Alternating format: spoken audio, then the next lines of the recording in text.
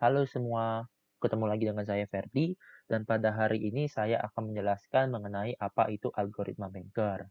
Sebelumnya, silakan diklik dulu tombol subscribe-nya apabila belum subscribe, dan juga nyalakan tombol loncengnya. Oke, langsung saja kita berpindah ke pengertian algoritma banker. Algoritma banker merupakan suatu metode untuk mengatasi deadlock yang dikemukakan oleh Dijkstra. Algoritma ini disebut banker karena memodelkan banker di sebuah kota kecil yang berhubungan dengan sekumpulan nasabah yang memohon kredit atau pinjaman, atau dapat dianalogikan seperti berikut, yakni sistem operasi diibaratkan sebagai bank, resource diibaratkan sebagai uang, proses diibaratkan sebagai nasabah. Kemudian kita lanjut ke istilah dalam algoritma banker. Yakni di sini terdapat 4 istilah dalam algoritma banker, yakni ada allocation, yaitu jumlah sumber daya yang sedang dimiliki oleh tiap proses. Kemudian ada max, yakni jumlah sumber daya maksimum yang diminta oleh tiap proses. Kemudian ada available, yakni jumlah sumber daya yang tersedia. Kemudian ada need, yakni sisa sumber daya yang masih dibutuhkan oleh proses. Kemudian kita lanjut ke contoh kasus. Di sini terdapat data P0, P1, P2, P3, dan P4 dengan data ada data allocation, max, available, dan juga ada need. Sehingga kita mendapatkan suatu pertanyaan yang ini yang pertama, isi dari allocation matrix. Yang kedua, berapa total sumber daya atau resource dari A, B, C, dan D. Kemudian, apakah sistem dalam keadaan safe state? Jika iya, tentukan urutan amannya atau safe sequence-nya. Oke, kalau begitu kita langsung saja berpindah ke Excel-nya.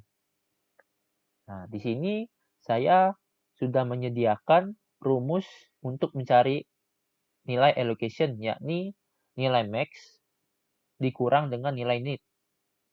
Oke, langsung saja kita coba hitung. 4 dikurang 2, maka kita dapatkan nilainya 2. Kemudian kita tinggal tarik nilainya. Yakni 7 dikurang 2, kita dapatkan nilai 5. Kemudian 5 dikurang 3, kita dapatkan nilai 2. Kemudian 3 dikurang 2, kita mendapatkan nilai 1. Kemudian 5 dikurang 4, kita dapatkan nilai 1. 4 dikurang 2, kita dapatkan nilai 2. 8 kurang 5 dapat 3. 9 kurang 7, 2. Kemudian 8 dikurang 8, kita dapatkan nilai 0. 4 dikurang 4, kita dapatkan nilai 0. 9 dikurang 3, kita dapatkan nilai 6. Kemudian 9 dikurang 4, kita dapatkan nilai 5. Kemudian 7 dikurang 5, kita dapatkan nilai 2. 8 dikurang 6, kita dapatkan nilai 2. 5 dikurang 4, kita dapatkan nilai 1. Kemudian 2 dikurang 2, kita dapatkan nilai 0. Selanjutnya, 5 dikurang 2, 3. 5 dikurang 2, 3. 6 dikurang 3, 3. Kemudian 8 dikurang 6, kita dapatkan nilai 2. Kemudian, cara untuk menentukan nilai safe state-nya, yaitu dengan membandingkan nilai available dengan nilai need-nya.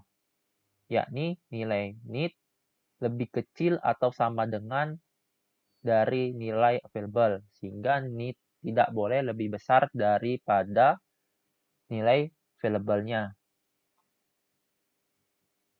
Oke, langsung saja kita bandingkan 5 dengan 2, 2 dengan 2, 9 dengan 3, 8 dengan 2. Yakni kita bisa mengetahui bahwa nilai need pada P0 itu tidak lebih besar daripada nilai available-nya. Sehingga kondisinya safe state. Kita lanjut ke data yang P1, yakni 4 dengan 5, 2 dengan 2, 5 dengan 9, 7 dengan 8. Bisa kita dapatkan lagi nilai P1 itu need-nya tidak lebih besar dari available, sehingga berada dalam kondisi safe state. Kemudian, kita cari untuk data P3, 8 dengan 5. Di sini kita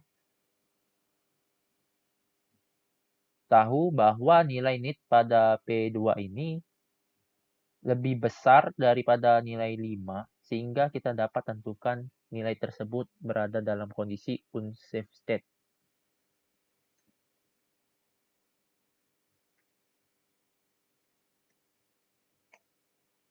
Kemudian kita bandingkan juga yang P3-nya.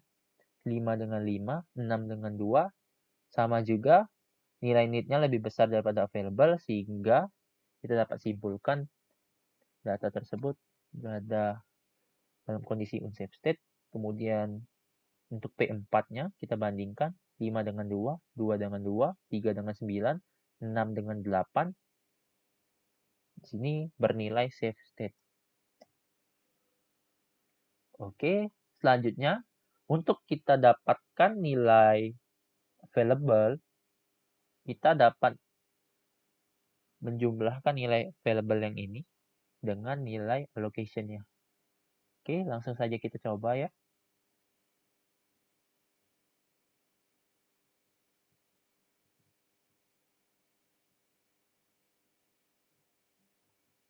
Lima, 2, 9, 8. Oke, kita langsung hitung saja ya. Yakni nilai available-nya di sini 5 ditambah dengan 2. Oke, 7. Tarik 2 dengan 5, 7 lagi. 9 dengan 2, 11. Kemudian kita tarik lagi.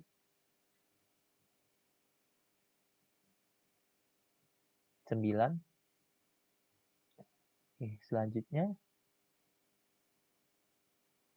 7 tambah 1, 8. 7 tambah 2, 9. 11 tambah 3, 14. 9 tambah 2, 11. Kemudian 8 tambah 0. 9 tambah 0. 14 tambah 6, 20. 11 tambah 5, 16. Kemudian kita tarik lagi. Di sini kita dapatkan nilai 8 tambah 2, 10. 9 tambah 2, 11. 20 tambah 1, 21. 16 tambah 0, 0. Sehingga kita coba cari apakah keadaan P0 sampai P4-nya berada pada kondisi safe state. Ini kita bandingkan lagi available dan need-nya. Di sini 5 dengan 2, 2 dengan 2, 9 dengan 3, 8 dengan 2. Di sini kondisinya safe state.